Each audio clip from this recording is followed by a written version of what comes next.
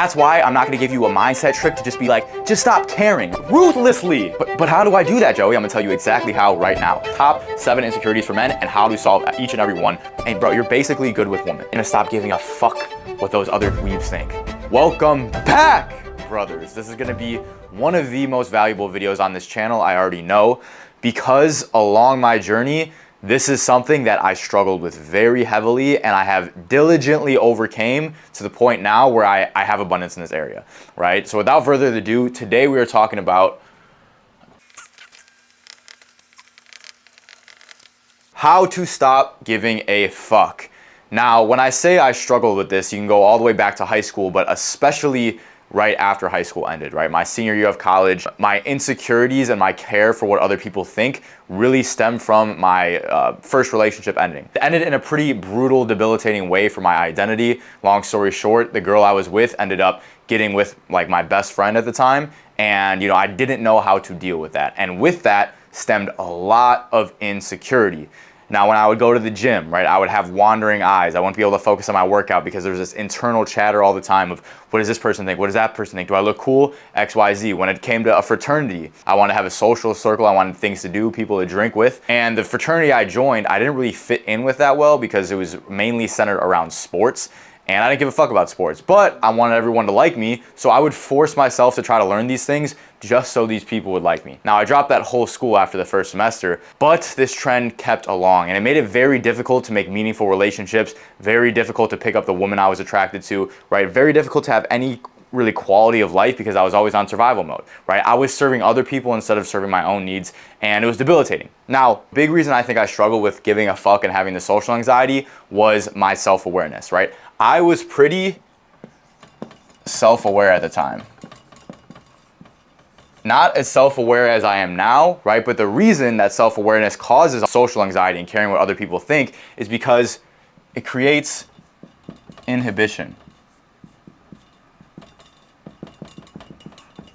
Right? The more self-aware you are, the more you're reflecting on your own internal dialogue, right? And if you're not fully confident, you're going to be more careful about what you say. You're not going to flow as much. And so a lot of the times, these people who are very intellectual end up being the biggest overthinkers and end up being the biggest people pleasers. Now, at the same time, self-awareness also allows you to identify where the insecurity comes from, where this stems from. So what's going to allow you to take the actions that get to the point where you don't give a fuck, right, about what other people think. I know a lot of individuals who have very low self-awareness and very low IQ who are confident as fuck. They're not thinking about what they're saying, they just do, and it comes off as confidence. Versus I know a lot of people who are highly intelligent, right, very self-aware and like good-looking individuals, have a lot going for themselves, but are very socially anxious, right, and very self-conscious because they're always looking, what's going on in here, right, what are other people thinking about me? Now, there's the other hand where you have the highly intelligent people who are able to use their self-awareness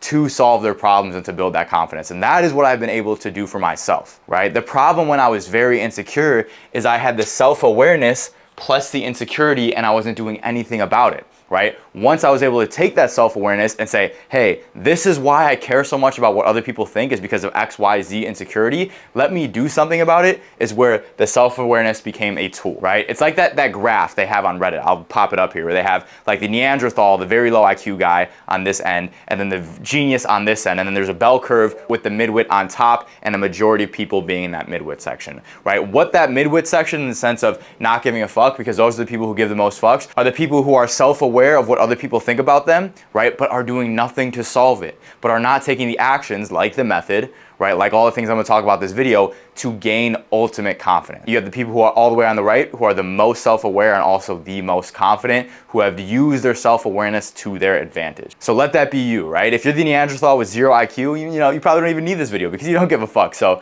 with that being said, let's get right into why this is important. It is attractive, right? Not giving a fuck itself isn't attractive. The downstream effect of it is attractive. When you don't give a fuck, you signal abundance. When you signal abundance, other people want some of it. If you are needy, don't have abundance, you will start to care. You will show signs of anxiety. People will want to be around you way less. But when you don't really care what other people think and you're acting in that way as well, it signals needing no validation, right? You act with less inhibition, more confidence, more humor, more flow, and other people want to be around that. One of the least attractive things is neediness. One of the most attractive things is abundance, and not giving a fuck automatically shows abundance. 2.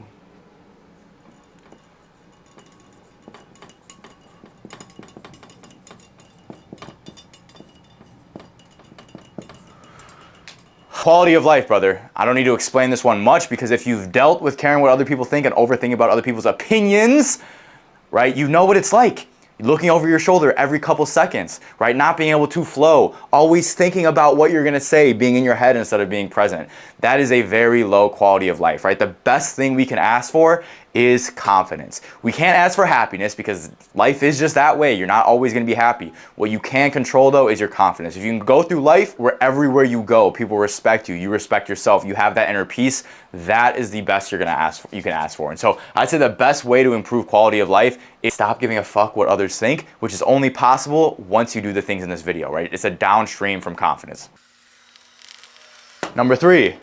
It really doesn't matter, brother. If they're not speaking at your funeral, then it really doesn't matter, right? Studies show that about 90% of people will go to your funeral based on the weather. At the end of the day, brother, it's all psychological. So in a spiritual sense, it really doesn't matter. However, biologically, we are wired this way. That's why I'm not gonna give you a mindset trick to just be like, just stop caring, right? No, that's not what I do, because that is not practical. I wanna give you practical advice, which is going to be take certain actions that give you that mindset instead of just thinking this way. So it really doesn't matter to a point, which I'll be getting in later in the video. So that's why you wanna stop giving a fuck what other people think, because of these 3 things, right? And that's pretty massive as far as quality of life goes, which I can attest based on my life. And if you're struggling with this problem right now, which you probably are, you know as well. So let's get into how, brother.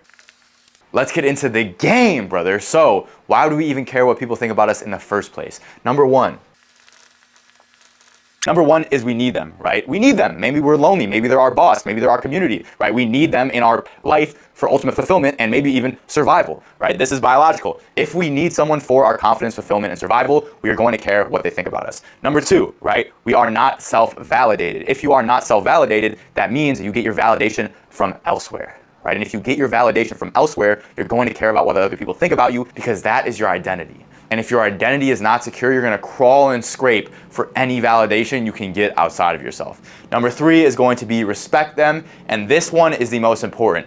This is a good aspect of giving a fuck what other people think, right? People we respect for a reason, whether that's character, success. And by getting their validation, right, we are moving more towards what we want to be, right? And also positive feedback. If the person that we respect and look up to thinks highly of us and thinks highly of what we are doing, we're on the right path. Now, if they think negatively of us, that's not a good sign. But a lot of times the people we respect won't think negatively of us because they're trying to bring us down. They'll think negatively of us because we are genuinely lacking character or discipline, right, or success in one aspect or another.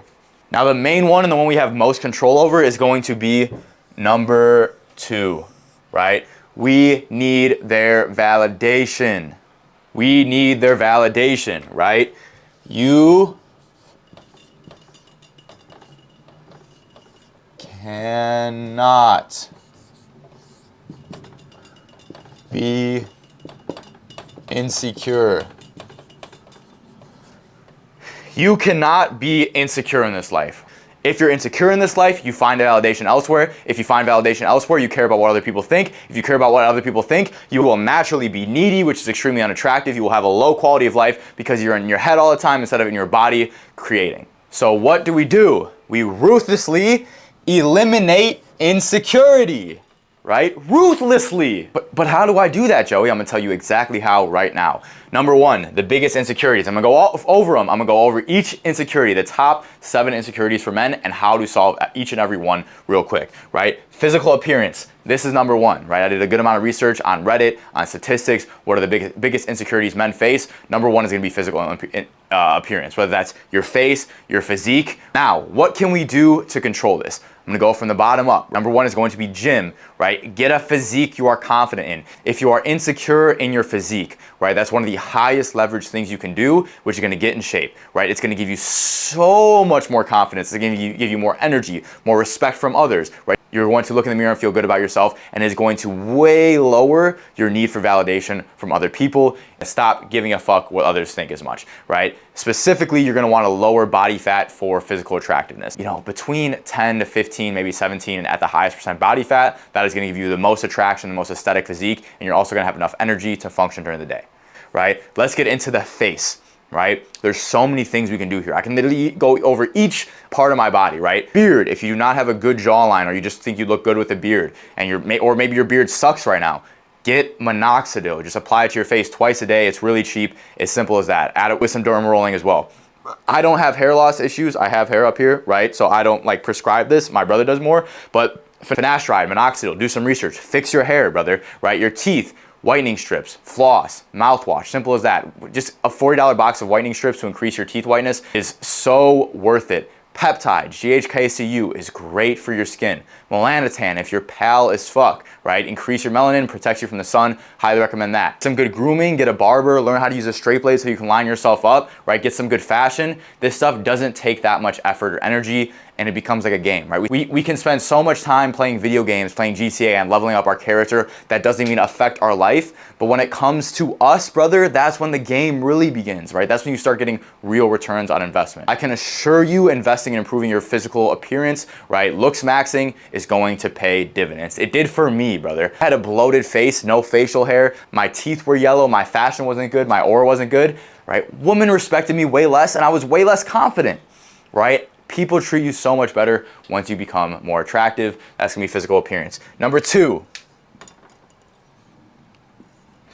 is going to be sexual ability. And this one makes a lot of sense. And the problem with this one is it's talked about almost zero in mainstream culture. It's a brutal insecurity for most men. Some of the stats said it was number one, some of it said it was number two, but it's the top two, right? Specifically size, right? This is the insecurities for so many men, even men who are above average. Porn, you know, their exes' past partners, comparisons, all of it. And it's, for some reason, brother, it's a debilitating insecurity, not for some reason, right? We call it our manhood for a reason. It is our manhood. It's very important that you have a size you are happy with, because that reflects in all areas of your life, right? Big dick energy, where do you think that come from, right? Size matters, brothers. Thankfully, you can change it. Right now, I would be telling you, it's fine, brother, it doesn't matter, you know, don't be insecure about it, it's okay if you couldn't change it. But if you get into a relationship with a woman who her ex-partner was way bigger than you and satisfy her way better, right, you best believe that is going to cause a negative effect in your life. So increase your size if you want more size. Go on getting bigger to learn how to do this stuff. Pumping, extending, clamping, it's all going to boost your confidence an insane amount. In addition, stamina. I made a full video on premature ejaculation on how to solve it. Most of the solutions nowadays are awful, right? How you actually have to solve it at the root, which ends up being your pelvic floor health a lot. Go watch that video. This is not about that, so I'm not gonna break it down here. Next, right? Seduction. Sex God Method. Pick up the book, read it. My sex life absolutely transformed after I read that book. That's all I could say, right? But this is going to be an insecurity that is so underlying but affects all areas of your life, right? You may just think, oh, it's just in my head, but if you are going around life feeling like you are not the prize, feeling like women wouldn't be lucky to be with you and not having that inner peace, it's going to affect your energy and your happiness heavily. And I don't gotta convince you guys of this, right? I know what it's like to be insecure about my size. I know what it's like to be insecure about my performance. Fucking sucks. And personally overcoming all these insecurities not only made my interactions with women better, but it just gave me that sense of inner peace, right? I walk around feeling like I'm the prize to woman now instead of the other way around. Just because culture pushes this insecurity down for men, tells them not to express it or tells them it doesn't matter, doesn't mean you shouldn't change it. Very huge return on investment if you can gain full sexual ability and confidence. Number three, finance. Now, out of all these on this list, this is the only one that applies to me, all right? It applies to me. I am not at all financially happy with where I'm at today.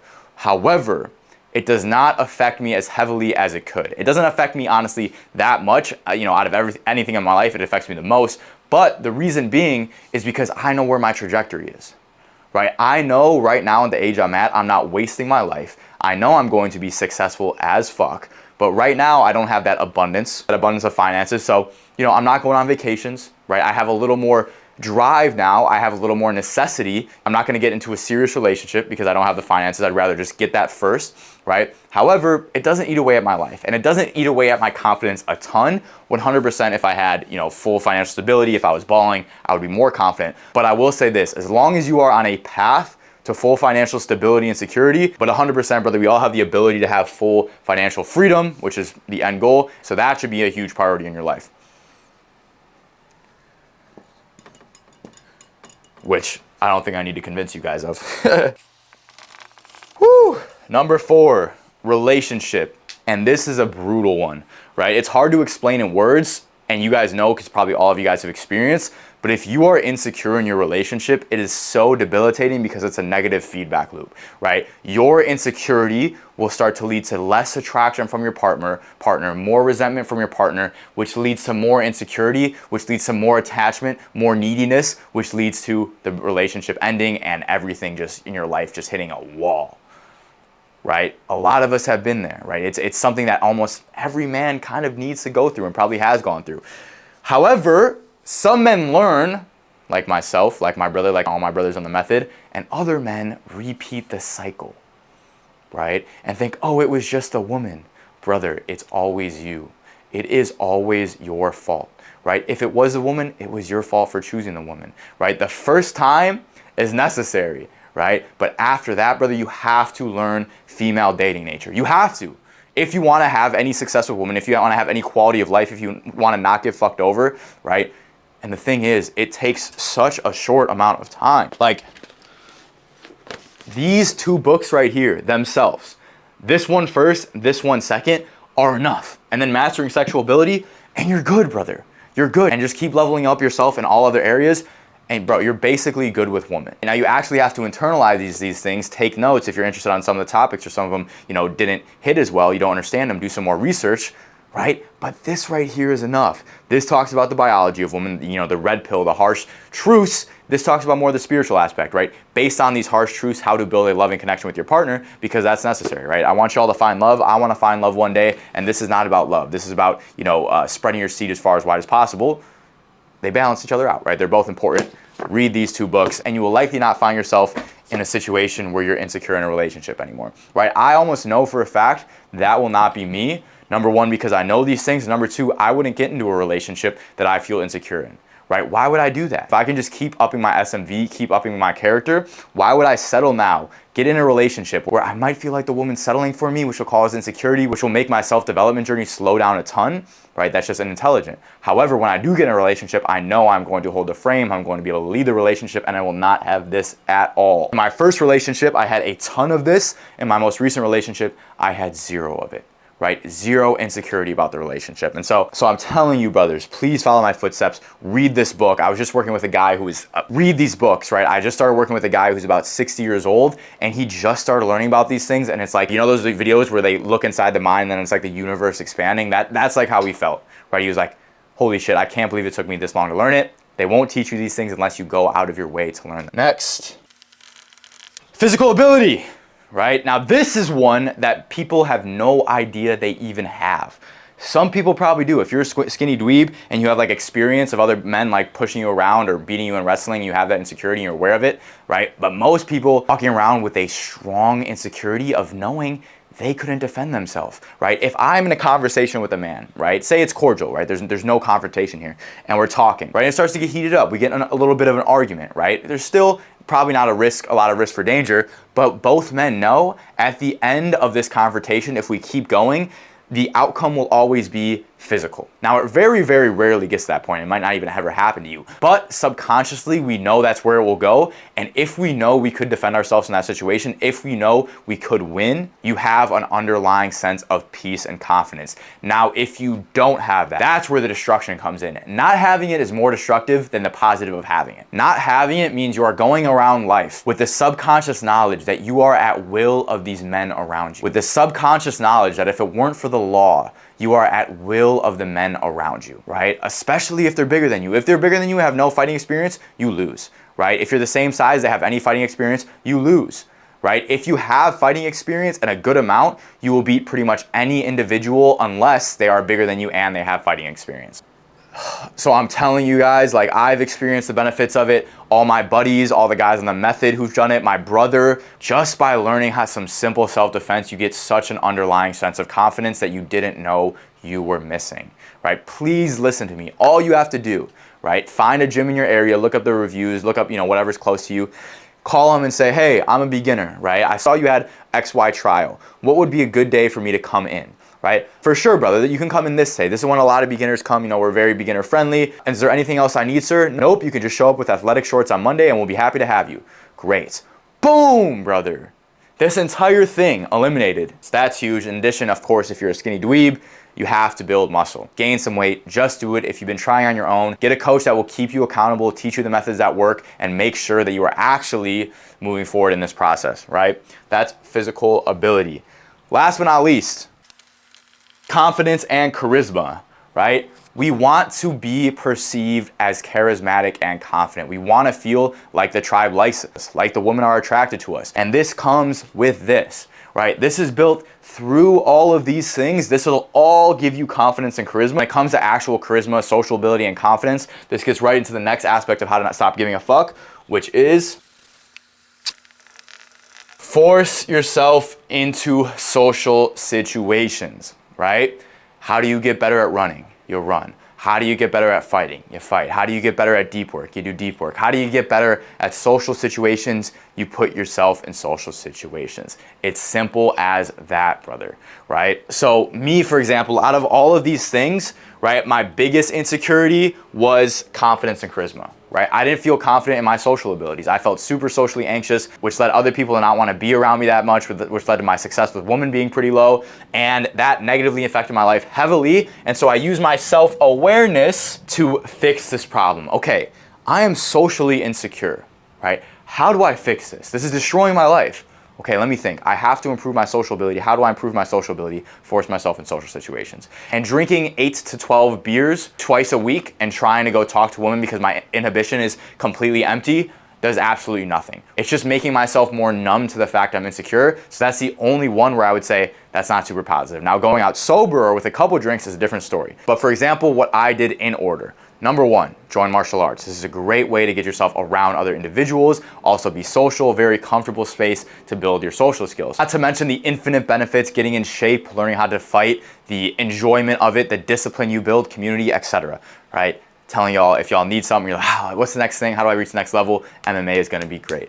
Next is going to be your work, your job. This is where you're gonna spend most of your time. And if you can be in situations where you're building your social skills, getting comfortable, being face-to-face to people, that is huge. Specifically for me, my journey was I was working for my mom. She did a senior move management company where I'd help senior moves. That was okay. At least I was stuck in my house all day. But then I started my own business where I would clean out estates. Now, I wasn't seeing people all the time, like door-to-door sales, for example, where you're talking to people all day, but I had to force myself in social situations that were very uncomfortable. For example, going into someone's home, being a team lead, guiding them through taking all their stuff and leading a group of employees through doing the same, right? So that really forced me out of my comfort zone, build my confidence, right? You have sales.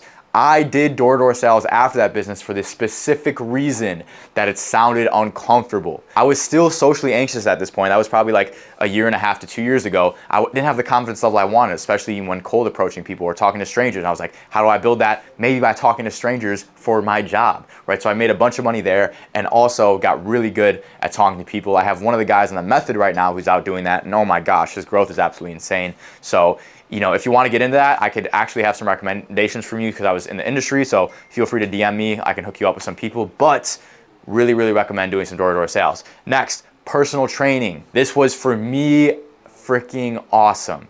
Right? I don't know your experience. I don't know your desires if it'd be something you'd want to do. But for me, the reason it was so great is because I would spend an hour with these people. I would spend an hour where my goal was to make this person have a good time, right? Was to make this person feel welcome, was to keep the conversation flowing, become likable, right? This person was basically saying, I'm going to pay $100 an hour to come hang out with you and work out. So I got really good at just keeping small talk, being curious about what other people had to say, just through personal training, which was huge for me, right? Anything you do with your work, especially if you're younger, you should say, does this not just get me money I want, but does this build skills that improve my quality of life, that improve my earning potential, right? That's the way you should think, especially early in life. And of course, you shouldn't always take business advice from a guy who doesn't have the business success you want. However, I'm just repeating what all of the greats say with my own experience. Next is going to be cold-warm approach. This is specifically women, but it applies to men as well, right? Depending on where your social confidence is, you know, cold approaching a woman is a lot harder than cold approaching a man, right? In the sense of starting up a conversation. And so you can start with men, like on the elevator or just wherever you are. If you're in a situation where that can spark some small talk, ask the dude how his day was going, right? Do that. Now, when it gets to women, right? For me, one of my insecurities was women, especially when the women that were attracted to me, I was not very attracted to them, right? Based on the level of woman I could get. And so I felt insecure about that. Biologically, my body's telling me you can't get a woman you're attracted to. That's bad. Spiritually, my body's telling me I have this desire for this feminine energy that is not being met. And so that was an insecurity for me. And I built my confidence through all these things after I left college. Probably went from like a 3 out of 10 to between an 8 to 10 out of 10, right? Depending on the day. And I went back to my school a year later after implementing all these things. I still had that insecurity of not being able to pick up the woman I wanted, right? Got there, my frat was throwing a party. And so I'm like, all right, let's see what I got. Let's see what the method has done for me. The night just began. We're in the basement, and I see these chicks that I used to see when I used to go to school there. And they were never really into me because I gave off, you know, anxious vibes. And so I say what's up, and their interest is low, right? Because they remember me being that anxious kid. I'm like, all right, whatever. See this beautiful Asian woman. I'm like, you know what? I'm gonna go up talk to her. Go up talk to her. I feel way more confident than I used to be. Conversation's flowing, we're talking for 30 minutes, being flirty, touching each other, and that was a feeling I hadn't gotten in a while. And then I started to feel like, dang, I really got it. And then through the rest of the night, if I saw a woman, I was like, damn, she's beautiful, went up to talk to her, and I was able to hold frame, keep the conversations going, get each other flirting. And then by the end of the night, right, I shit you not, those same 2 women came up and walked up to me, touched me on the shoulders, looking up, Joey, you're talking to so many women tonight, looking at me with like confused eyes because I'd been such a dweeb for so long. And I'm not gonna lie, fellas, this built my confidence a ton. That insecurity was kind of gone now, right? I got that validation kind of from women and then realized that I didn't really need it anymore. And then from that point on, my interactions with women were so much better because I just wasn't coming from a place of neediness and insecurity. I was coming from a place of abundance. Now, when it comes to cold and warm approach, you do not want to be cold approaching if you have very low confidence because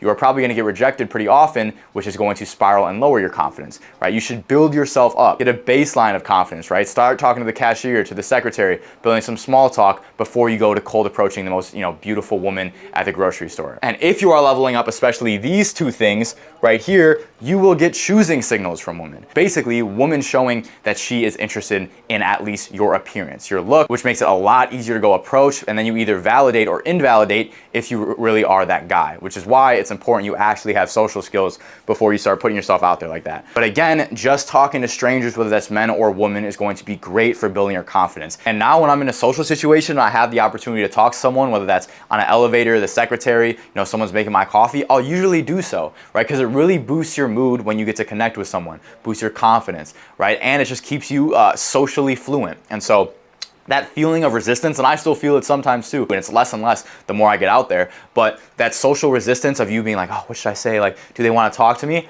It's always just in your head, brother, right? What's the worst that's going to happen? You're on an elevator, someone else is on it, you guys are going up, you say, how's your day going, right? They'll either look at you and be like, oh, it's good, and want to talk, and it'll feel great, or they'll be like, oh, it's good, maybe be a little insecure. What did you do today? And people will just start to open up, right? Most people don't get quality social interaction. And if you can give that to them and also give it to yourself, just by getting over that fear, brother, oh my gosh, right? So just get over that 1 second where you're like, oh, I don't know what to say. I don't know what I should talk about. How's your day going? And it can really improve your day more than you think it will. Last but not least, bonus content.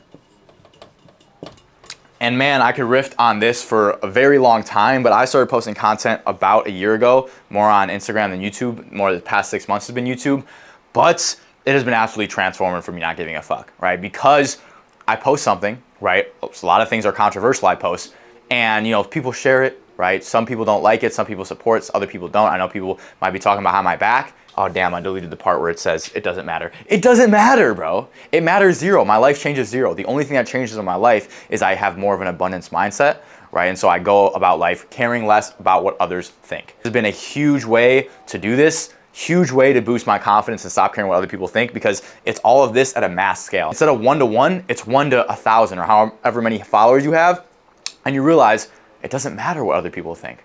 Right? At the end of the day, bro, what really matters is what you think about yourself, as cliche as that sounds. But if you think highly of yourself and you get your self-validation, and then in turn, other people will like you more anyways, right? And want to be around you more. And so the goal of all this is forcing yourself into social situations. What it's going to do is it's going to start to lower your inhibition. Your brain is going to stop telling yourself that these situations are threats and going to start telling yourself that these situations are positive. You're going to be more confident, more fluid in social interactions. And once you start to gain this, you then have more abundance. And when you have more abundance, you stop caring what others think. And so wherever you're at here, start with the one that sounds the easiest, right? Small talk at the gym, maybe starting MMA, maybe switching up your job or taking more of a social situation at your job, right? Maybe starting content if you're there. That one's pretty tough for most people to start, but after they do, they realize the benefits. Take a snapshot of this, brothers, because we got one section left. All right. At the why, we got the how, now we have the who. Whose opinion should we care about and whose opinion should we not? Now, again, like I said in the beginning, you're gonna wanna care about some people's opinions. People you respect, family, your very, very close friends, like maybe 1 to 2 friends, and your partner, right? Those are people whose opinions you should care about, because a lot of those people, 1, they all want your best interests, and number 2, the way you show up in your own life highly affects what their life looks like as well. And so you end up caring about a lot of these people. Now, when it comes to caring about what other people think of you, it's a lot less, oh, do they think I'm cool or not? Or oh, do they think this business idea is a good idea? It's much more, do they think my character is good, right? Character basically is everything, brother. Like, as far as what other people think about you, it matters zero unless people think you're a piece of shit.